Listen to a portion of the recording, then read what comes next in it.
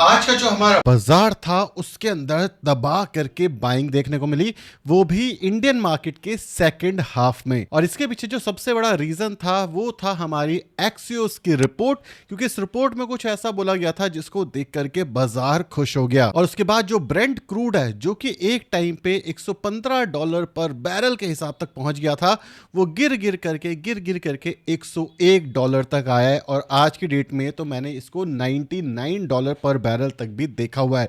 So basically हुआ क्या, और इन सब के साथ साथ ऐसी स्ट्रेटेजी भी मैं डिस्कस करूंगा जो कि शॉर्ट टर्म में काम करती है विथ प्रूफ। ठीक है, विथ प्रूफ मैं आपको दिखाऊंगा। और मेरा नाम है अभिषेक उपाध्याय, आप देख रहे हो कॉफी थिंकर्स। शुरू करते हैं वीडियो। सबसे पहले बात करते हैं मार्केट की कि आज बाजार के अंदर क्या हुआ। अगर आप बाजार को देखोगे तो फर्स्ट हाफ में इस चार्ट को देखो, आराम से ये गिर रही थी। फिर सेकंड हाफ में करीब करीब 1 बजे के आसपास एक बहुत तगड़ा पुल बैक आता है।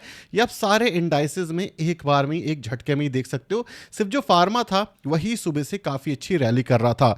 और अगर आप रिसेंटली देखोगे तो कौन से स्टॉक्स जो हैं वो भागे हैं। Indigo inter global aviation 6% up हो गया। ठीक है, मदरसन अप हो गया, टाटा मोटर अप हो गया, टाटा मोटर पैसेंजर अप हो गया, भारत पेट्रोलियम अप हो गया।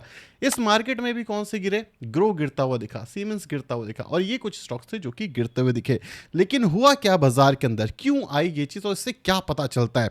सबसे पहली चीज, एक रिपोर्ट आती है करीब करीब 1 बजे के आसपास, और इस रिपोर्ट के अंदर लिखा हुआ है कि जो यूएस और ईरान की वॉर है वो क्लोजिंग की साइड जा रही है। और एक पेज का जो मेमो है उसके ऊपर ये जो वॉर है ये एंड हो सकती है, ये बोला है एक्सियोस ने। अब एक्सियोस कौन है? ये एक बहुत अच्छी रिसर्च एजेंसी है और इसने जब पास्ट में भी चीजें प्रेडिक्ट करी है तो कुछ हद तक हुई है, इसी वजह से इसके ऊपर लोगों का भरोसा भी है। बेसिकली इस रिपोर्ट में क्या है, इस रिपोर्ट में है कि जो यूएस है वो एक्सपेक्ट कर रहा है Iranian response in next 48 hours. Next 48 hours के अंदर जो एक पेज का मेमो है उसके ऊपर रिस्पॉन्स आ सकता है। MOU would declare end of war, start of 30-day period of negotiation. बहुत जल्दी ये चीज खत्म होते हुए दिख सकती है। US stock index future extend gain following Axios report, index भी वहां का पॉजिटिव हो चुका है। मतलब क्या है कि भाई कोई अंदर की बात है जो निकल करके सामने आई है। इसके ऊपर कोई भी अभी तक ऑफिशियली, जब तक मैं ये वीडियो बना रहा हूं, जब तक कोई भी ऑफिशियली एक्सेप्टेंस और डिक्लाइन या फिर रिजेक्ट नहीं किया है इस रिपोर्ट को किसी भी गवर्नमेंट ने, जब तक मैं ये वीडियो बना रहा हूं, वीडियो बनाने के बाद हो सकता है इसको एक्सेप्ट कर ले, हो सकता है इसको रिजेक्ट कर ले, नो वन नोस। इस सिचुएशन में जो हमारा क्रूड ऑयल है ये गिरते गिरते यहां तक आ गया। अब आप कह सकते हो उसमें लोअर सर्किट लग गया। अब लोअर सर्किट लगा नहीं लगा, क्या हुआ क्या नहीं हुआ, किसी को नहीं पता, बट अच्छा खासा फॉल एक दिन के अंदर देखने को मिलता है। और जब ऐसा होता है तो जो हमारा रुपया है डॉलर टू आईएनआर के अंदर अगर आप देखोगे तो आपको ये चीज देखने को मिल रही है कि जो आईएनआर है उसने गेन करा है। 94 रुपीज पर डॉलर के हिसाब से आ गया। कल जब मैं चेक कर रहा था तो 95 रुपीज सम पैसा पर डॉलर, मतलब मोटा मोटा 80 पैसा और ₹1 के आसपास आईएनआर स्ट्रांग हुआ है। जैसे ये चीज होती है वैसे ही जो हमारी बैंकिंग इंडस्ट्री है और ओवरऑल जो मार्केट है वो भी ग्रीन रहती है। इवन आईटी स्टॉक्स के अंदर कुछ स्टॉक्स 10% के आसपास बढ़ गए आज, जैसे कि कोफोर्ज आपको अच्छा खासा गेन देखने को मिला, उसके अंदर HFCL के अंदर आपको 10% का गेन देखने को मिला, परसिस्टेंट सिस्टम में आपको गेन्स देखने को मिले। अच्छी कंपनीज में आज 10% के गेन्स थे। क्यों? क्योंकि उनके फंडामेंटल ठीक है। मिड कैप आईटी ने आज बहुत बहुत अच्छा परफॉर्म करा हमारे बाजार के अंदर। इससे हमें 2 चीजें सीखने को मिलती है। सबसे पहली चीज, अगर हमारा जो आईएनआर है वो स्ट्रांग हो जाए, मतलब 94 रुपये पर डॉलर के हिसाब की जगह 92 रुपीज या 90 रुपीज पर डॉलर तक अगर ये हमारा आईएनआर वापस आ जाए तो बाजार के लिए एक बहुत अच्छी खबर होगी और बाजार वापस चल सकता है। दूसरी सबसे इंपॉर्टेंट खबर है कि अगर ब्रेंट क्रूड गिर जाए तो शॉर्ट टर्म में हमारे बाजार के लिए एक बहुत अच्छी चीज हो सकती है, बाजार में पॉजिटिविटी आएगी। आज उसका एक छोटा सा झलक आपको देखने को मिला। तीसरी चीज जो आपको इससे सीख ले लेनी चाहिए वो ये है कि अगर आपके पोर्टफोलियो में कुछ ऐसे स्टॉक्स हैं जो एटलीस्ट आज 2-2.5% से ऊपर नहीं हैं, उनके ऊपर क्वेश्चन मार्क लगा लो। उनको ये देखो कि भाई क्या वो स्टॉक चलेंगे या नहीं चलेंगे, क्योंकि अगर आज की न्यूज़ से नहीं चले या जो ऐसी शॉर्ट टर्म के अंदर न्यूज़ आती है उससे उनमें कोई मोमेंटम नहीं है, मतलब है कि वो स्टॉक डेड है। और अगर रैली आ भी जाती है, लेट्स से वॉर खत्म हो जाती है, क्रूड ऑयल के प्राइसेस कम हो जाते हैं, वो स्टॉक चलेंगे, इनके चांसेस काफ़ी ज़्यादा कम है। एग्जाम्पल मैं दे रहा हूँ आपको, जैसे लूजिंग स्टॉक्स हैं, ठीक है, जैसे हमारा बिलियनियर ब्रेन जैसे कि ग्रो हो गया, लेकिन आप ये सोच रहे हो यार आज तो 4% गिरा है, लेकिन इसको उठा करके देखो देखोगे तो लास्ट एक हफ्ते के अंदर रिकवरी कितनी सॉलिड करी थी इसने, ठीक है। तो गिरना जायज था, ये नॉर्मल है, इसकी बात नहीं कर रहा मैं। सेम चीज़ अगर आप यहाँ पर हिताची एनर्जी को उठा करके देखोगे तो इस स्टॉक के बारे में हमने करीबन 1.5-2 महीने बाद पहले बात करी है, और 1.5-2 महीने के अंदर आप देखोगे तो अच्छे खासे गेंस हैं, और प्रूफ चाहिए मैंने वीडियो बनाई हुई है, इसके बारे में भी मैं डिस्कस करूंगा लास्ट एक महीने में क्या रैली आई है इसके अंदर। लेकिन आज आप देखोगे तो बोलोगे कि यार ये तो बेकार स्टॉक है। नहीं, ये बेकार स्टॉक नहीं है, रैली आई है तो थोड़ा सा करेक्शन तो बनता है, ठीक है। तो ये चीजें भी देखने की भाई क्या लास्ट 1-1.5 हफ्ते के अंदर 2 हफ्ते के अंदर रैली आई है और आज करेक्शन हुआ है। अगर ऐसा हुआ है तो दिक्कत नहीं है। अगर स्टॉक मार्केट के अंदर जब डाउन साइड था लास्ट 1-1.5 महीने में तो ग्रोथ नहीं देखने को मिली, आज जब बाजार में ग्रीन मूवमेंट आया तब ग्रीन देखने को नहीं मिली, उन स्टॉक्स को थोड़ा सा संभल करके देखो, थोड़ा सा शांति से देखो, क्योंकि उन स्टॉक्स के अंदर कुछ तो गड़बड़ चल रही है जो शायद आपको नहीं पता। अगर फंडामेंटल भी ठीक है। अब एक बहुत बड़ा क्वेश्चन कि क्या ये बहुत बड़ी अपॉर्चुनिटी है। देखो आपको ये पता होना चाहिए कि ये एक न्यूज़ थी, ठीक है, न्यूज़ का इंपैक्ट था। अगर ये रियल ऑन ग्राउंड पे इंप्लीमेंट हो जाता है तो क्या होगा, तो इस सिचुएशन के अंदर छोटी सी रैली हमें देखने को मिलेगी। लेकिन अभी जब हमारे इन्फ्लेशन के नंबर आएंगे, हमारे इंटरेस्ट रेट कट नहीं होंगे, तो बाजार में वापस से करेक्शन आ जाएगा। तो किसी भी ऐसे स्टॉक या ऐसे म्यूचुअल फंड में या मार्केट में इन्वेस्ट मत करना जहां पर आपको कोई उम्मीद ना हो आने वाले 3 से 4 साल 5 साल के लिए। अगर आपको लगता है कि 3 से 4 साल 5 साल में चीजें सही हो जाएंगी तो ये इन्वेस्ट करने का सही टाइम है। मैं अपना ओपिनियन बता रहा हूं, सही भी हो सकता है, गलत भी हो सकता है। मैंने कल भी वीडियो बनाई थी, मैं लास्ट 3-4 दिन से वीडियो नहीं बना रहा था, उससे पहले भी बनाई थी कि भाई मैं यूएस में भी इन्वेस्ट करना शुरू कर रहा हूं। 70% के आसपास यहां पर है, 20-30% यूएस के अंदर है, कुछ गोल्ड में है। पोर्टफोलियो को डाइवर्सिफाई करो। छोटी सी रैली से खुश होने की जरूरत नहीं है, छोटे से करेक्शन से रोने की जरूरत नहीं है। इन्वेस्टर हो, लॉन्ग टर्म का पिक्चर देखो, 2 साल 3 साल 5 साल का, उसके हिसाब से इन्वेस्ट करो। ये सब होता रहता है। आज न्यूज़ अच्छी आएगी तो स्टॉक ऊपर जाएगा, आज न्यूज़ बुरी आएगी तो स्टॉक नीचे आएगा। लेकिन अगर अच्छा स्टॉक है तो चाहे न्यूज़ अच्छी हो या फिर बुरी, लेकिन अगर स्टॉक अच्छा है, फंडामेंटल अच्छे हैं, अगर यहाँ पे नहीं चला, थोड़ा बहुत गिर गया, इट्स फाइन, ये लॉन्ग टर्म में सस्टेन कर जाएगा। ये चीज़ आपको पता होनी चाहिए। अब कुछ लोगों ने मेरे से ये पूछा कि यार आप तो कहते हो कि यार ये चीज़ें करनी चाहिए, वो चीज़ें करनी चाहिए, आपने कभी खुद करा है? अब देखो सेबी का रूल है तो इस वजह से मैं यहाँ पे आपको पोर्टफोलियो तो नहीं दिखा सकता, बट मैं कुछ एग्जाम्पल दिखा सकता हूँ जो हमने पास्ट में करा हुआ है। मेरे पास ना मेरी यूट्यूब कम्युनिटी मेंबरशिप है, ठीक है, ये ओपन होती है, तो इसके अंदर हम कई बार पोस्ट करते हैं। बहुत फ्रीक्वेंटली नहीं करता, जब मुझे सेंस लगता है कि हाँ भाई करना चाहिए तो करता हूँ मैं। आज से 7 दिन पहले मैंने एक पोस्ट करी थी जिसके अंदर मैंने बोला था small update, I am buying, ठीक है। कौन से लिए थे हमने? निफ्टी स्मॉल के, निफ्टी के ETF लिए थे। मैंने बता दिया था फर्स्ट स्विंग है, 4th इंस्टॉलमेंट चली गई है। इसको मैं को रिलेट करके दिखाता हूँ आपको, उसके बाद मैं आगे दिखाऊंगा, लेकिन एक चीज़ जो खुली हुई है वो दिखाता हूँ। सबसे पहली चीज़ चोला फर्स्ट स्विंग, ठीक है, ये कब का? 7 दिन पुराना, मतलब आज की डेट से 30 तारीख के आसपास हम मान लेते हैं, ठीक है। 30 तारीख को जो निफ्टी का प्राइस था चोला का, वो क्या चल रहा था, यहाँ पे नीचे देख लेना। 30 के बाद ये करीब करीब 9% की रैली दे चुका है। स्विंग ट्रेडिंग यहाँ पे मैंने लिखा हुआ है, कोई भी बनाया हुआ नहीं है, जो भी मेंबरशिप में सबको पता होने वाला है, ठीक है। दूसरी चीज़ मैंने बोला था भाई श्रीराम फाइनेंस फर्स्ट स्विंग, मैं दोबारा से यहाँ पर ले रहा हूँ 7 दिन पहले। श्रीराम फाइनेंस का क्या हो गया भाई? श्रीराम फाइनेंस देख लेते हैं।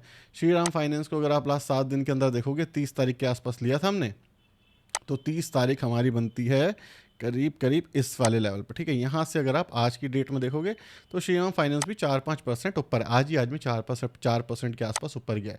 दूसरा हमने बोला था भाई बैंक निफ्टी, बैंक निफ्टी में अभी कुछ खास नहीं हुआ। अगर मैं बात करूँ निफ्टी 50 की, निफ्टी 50 में भी ठीक है, 4th इंस्टॉलमेंट हमारी यहाँ पर है, ठीक है। ये सारी स्विंग ट्रेडिंग अपॉर्चुनिटी थी। अब स्विंग ट्रेडिंग के अंदर हमने क्या पहली बार बोला नहीं, अगर आप देखोगे पुराने भी मैंने काफ़ी बार नोट में देता रहता हूँ जब मैं बाय करता हूँ, और उसके बाद स्विंग ट्रेडिंग हम करते रहते हैं। यहाँ पर स्विंग ट्रेडिंग का क्या मतलब है और कैसे काम करती है, और आई होप आपको प्रूफ मिल गया होगा कि भाई मैं कोई बाइंग और सेलिंग रिकमेंडेशन नहीं देता आपको। जो मैं कर रहा होता हूँ वो मैं आपको मेंबरशिप के थ्रू बताते रहता हूँ, और ऑन पॉइंट जब मैं बाय करता हूँ या फिर मैं सेल करता हूँ किसी चीज़ को, मैं शेयर करता हूँ अपना ओपिनियन, मैं आपको रिकमेंडेशन नहीं देता। लेकिन इससे ये भी आपको क्लियर हो गया होगा कि अगर आप मार्केट को टाइम करने की कोशिश कर रहे हो और आप सोचो कि भाई टाइम करना बिल्कुल ही बेकार है, पॉसिबल नहीं है, तो ऐसा नहीं होता। टाइम करना पॉसिबल है। कैसे करते हैं? 60-70% चांसेस होते हैं, 30% लॉस के चांसेस होते हैं। मैं कैसे करता हूँ मैं आपको ईजी टू अंडरस्टैंड मैनर में समझा देता हूँ, कोई रॉकेट साइंस नहीं है, ठीक है।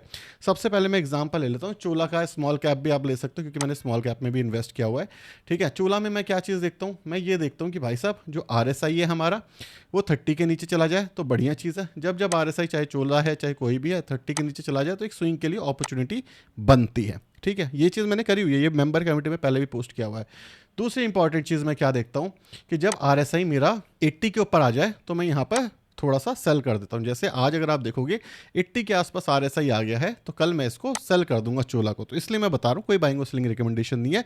तो कल मैं इसको सेल कर दूंगा। हो सकता है चोला यहाँ से थोड़ा सा और ऊपर चला जाए और इट्स फाइन।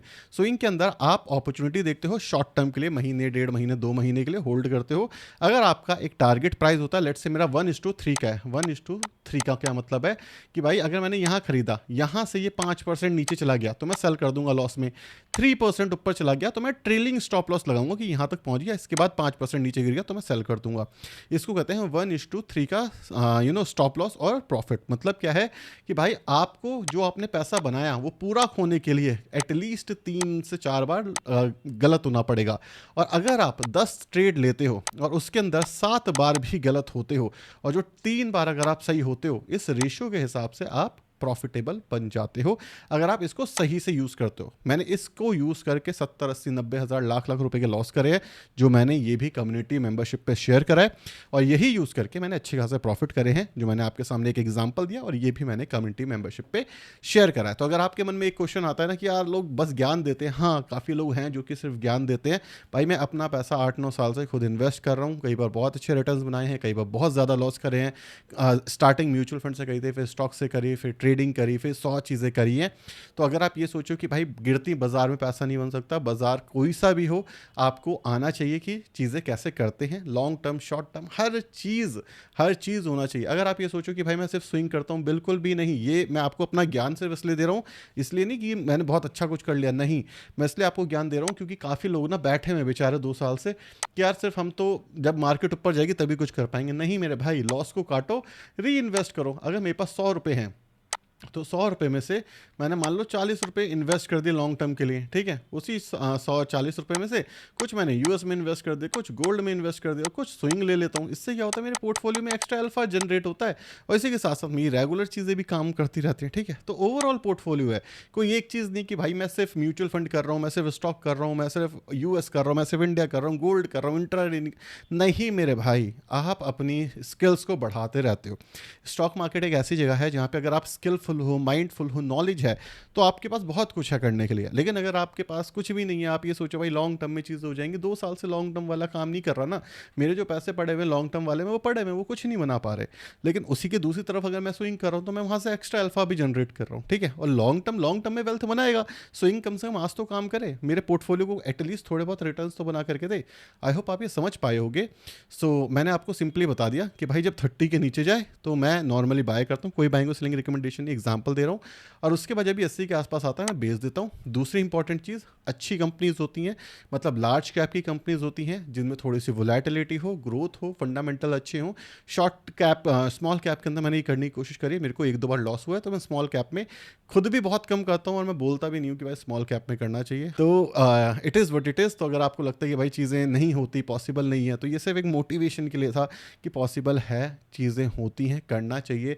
70% आप सही हो गए और आपने ये 1:3 का रिस्क रिवॉर्ड समझ लिया, गेम समझ लिया, पॉसिबल है। और सिर्फ डिलीवरी पे काम करना है, इंट्राडे नहीं करना, मार्जिन नहीं करना, ऑप्शन नहीं करना। डिलीवरी पे रिस्क भी कम हो जाता है। कैश ना आपको एक पावर देता है जिसको कहते हैं होल्डिंग पावर। अगर आपके पास होल्डिंग पावर है ना, कि बाजार अगर 15% नीचे भी गिर गया, हाइपोथेटिकल मान लेते हैं ये चोलामंडलम 15% नीचे भी गिर जाता और मैं नहीं चाहता था लॉस बुक करना, मुझे पता था भाई चोला एक अच्छा स्टॉक है, लॉन्ग टर्म में ऊपर चला जाएगा, बिजनेस में कोई दिक्कत नहीं है, 15% नीचे भी गिर गया ठीक है, कोई दिक्कत नहीं, होल्ड कर लेते हैं। तो ये कैश की जो डिलीवरी होती है, स्विंग होता है, जहाँ पे आप 1 से 2 महीने का टारगेट लेकर के चलते हो, कई बार अचीव होता है, कई बार नहीं होता। 70% जैसे मैं बात कर रहा हूँ, तो ठीक है ना, क्या हो गया, मैं कह रहा हूँ 1:3 है। लॉस हुआ तो लिमिटेड लॉस हुआ, अपसाइड हुआ तो अच्छा हुआ, तो नेट आप प्रॉफिटेबल हो जाते हो। मैं ये नहीं कह रहा कुछ बहुत एक्स्ट्रॉर्डनरी आप कर लोगे, नहीं, क्योंकि आपका लिमिटेशन है आपका कैश, ठीक है। तो अर्निंग आपकी स्ट्रांग होनी चाहिए। MTF करोगे तो फंस जाओगे इसके अंदर। अर्निंग आपकी स्ट्रांग है तब तो ये ठीक है, अगर आपकी अर्निंग अच्छी नहीं है तब तो आप लॉस करोगे, ठीक है।